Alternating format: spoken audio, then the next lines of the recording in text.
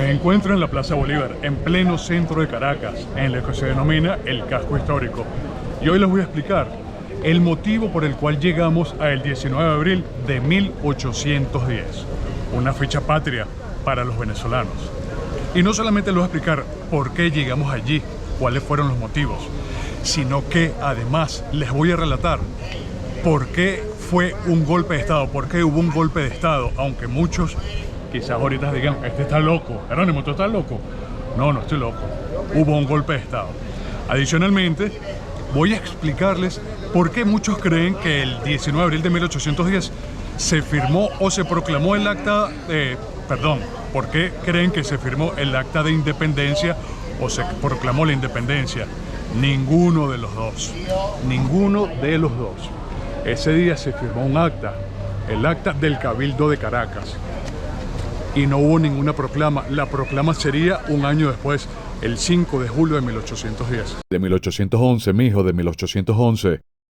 Pero eso se lo voy a explicar en breve.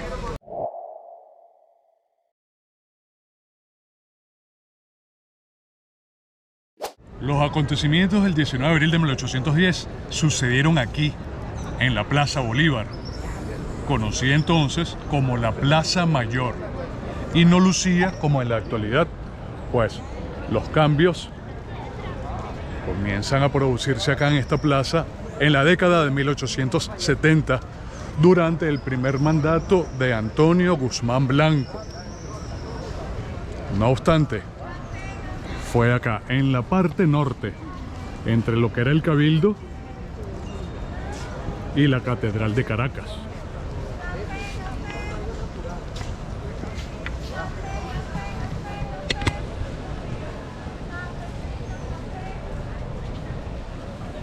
Vicente de Parán se encontraba en su casa y él era la única autoridad que podía convocar una sesión en el Cabildo de Caracas. No obstante, algunos caraqueños, la clase oligarca, los mantuanos, no reconocían a Vicente de Parán y no lo querían. Entonces él tuvo que ir al Cabildo porque se enteró de que habían convocado a una sesión.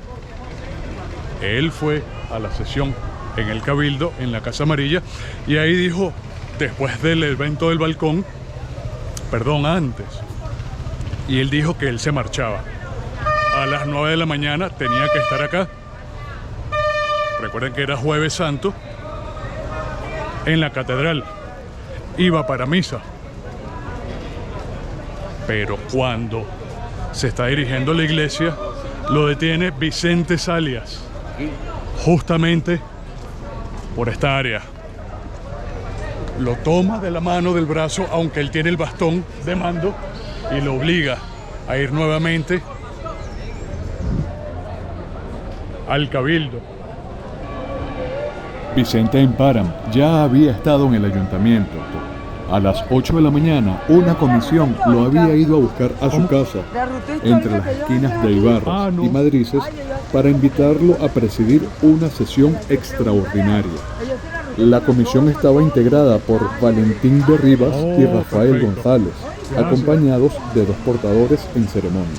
En Parán entró al Cabildo acompañado de los capitulares y no pareció advertir la agitación de fondo reinante, asusada por jóvenes que eran conocidos suyos. Tomó asiento mientras el Cabildo lo recibía de pie.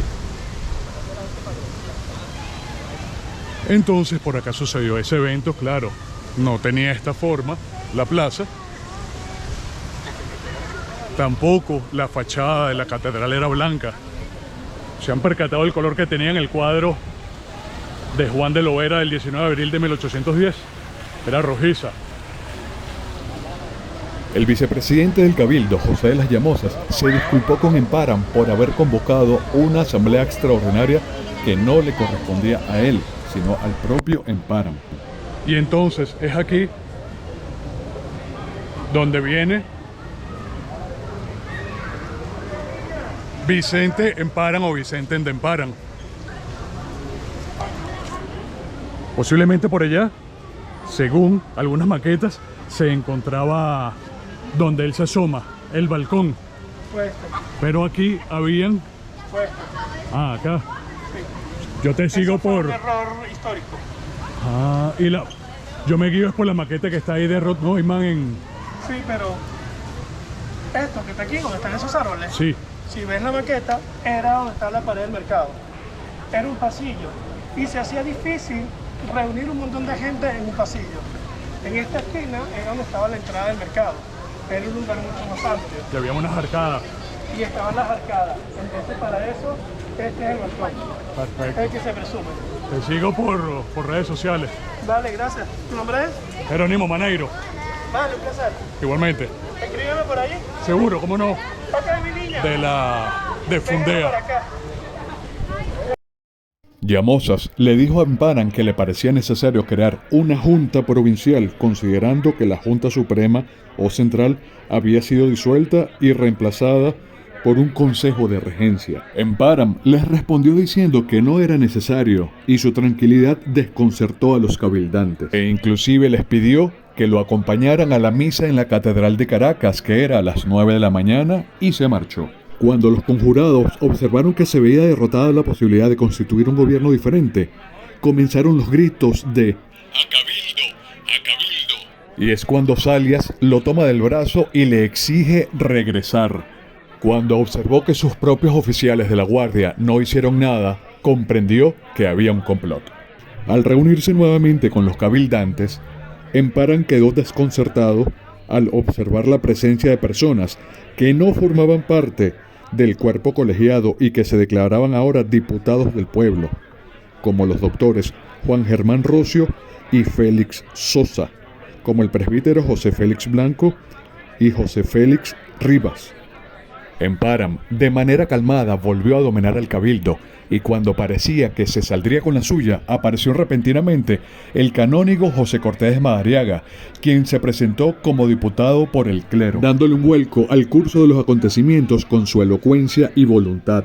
Emparan aseguró que no quería mando, pero no quería que se engañara al pueblo, por lo cual se dirigió al balcón y les preguntó si lo querían. Cuando Madariaga observó que la respuesta era favorable, se colocó detrás de Emparan y comenzó a realizar signos negativos. La concurrencia comenzó a exclamar ¡No lo queremos! Por lo que el capitán general regresó a la asamblea y se dejó caer abatido en una silla, diciendo ¡Pues yo tampoco quiero mando! Fue entonces cuando José Cortés de Madariaga, Juan Germán Rocio y Nicolás Anzola se retiraron a una habitación que se encontraba al lado de la sala capitular para redactar el acta. Volvieron un par de horas después, aproximadamente a las 3 de la tarde, y fue cuando el capitán general y gobernador de Caracas, Vicente de Emparan, junto a su séquito, firmaron la renuncia. Comenzaba de esta manera una nueva etapa política en Venezuela y un nuevo gobierno, bajo el nombre de la Junta Suprema Conservadora de los Derechos de Fernando VII, lo cual era sencillamente una fachada. El propósito de los miembros más destacados era encaminar a Venezuela hacia una plena independencia, y un fiel reflejo de ello fueron las organizaciones de las Secretarías de Estado, el envío de agentes diplomáticos a Inglaterra y Estados Unidos, y la convocatoria a elecciones para un Congreso, sí, un Congreso, un órgano legislativo, todo lo cual se llevó a cabo de las siguientes semanas.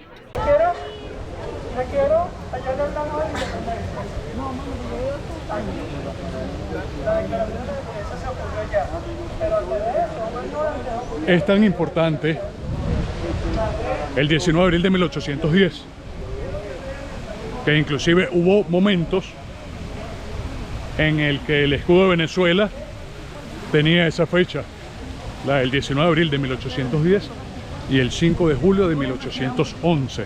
Entre 1859 y 1909, las fechas que aparecieron en el escudo de Venezuela fueron las del 20 de febrero de 1859, que recuerda el inicio de la Guerra Federal, y la del 5 de julio de 1811, fecha en la que se proclama la independencia de Venezuela. Esta última fue modificada por la Constitución del año 1909, en la que se incluyó entonces la fecha del 19 de abril de 1810, y así ha sido hasta la actualidad.